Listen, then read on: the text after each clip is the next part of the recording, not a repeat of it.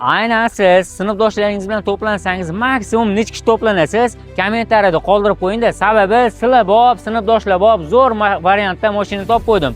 Mercedes Vito zavodskoy passajirligi 2012-yil 420 ming yurgan dedilar adashmasam. Yana bir kelib bemalol tekshirib olsangiz bo'ladi. Xullas, mashinamiz million motorli bo'ladi. Bilasizlar, 1 million kilometrgacha bemalol yuraveradi. Mashinamiz 9 kishilik. Bemalol 9 kishi toqqa yoki bu yoqqa aylangani borsa bo'ladi. Menimcha B kategoriya bilan ham minsa bo'ladi deyaptilar. Xullas, mashinani salon holatlarini ko'rishingiz mumkin. Koja salon, mexanika korobka, multimedia tizimlari bor. Eng qizig'i bu Vito'lar bilasizlar, passajirniki zavodskoy sal qimmatroq bo'ladi. Bitta like bosib qo'ying-da. Ishoning, zo'r variantda topib qo'ydim. Bemalol sinfdoshlar yig'ilib toqqa ketsanlar bo'ladi. Mercedeschilarga bu videoni jo'natib qo'yisham, esdan chiqmasin.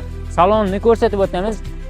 Hozir mana shu joyda 8 ta mesta turibdi. Bitta qo'shimchasini ham qo'shib qo'ysa 9 ta bo'lar ekan. Xullas, 2012-yil 420 ming yurgan million motorli Vitoni sizga narxini egalar bilan talashib tortishib 16950 ga kelishtirib qo'ydik. Tez bosib yuboradigan joy.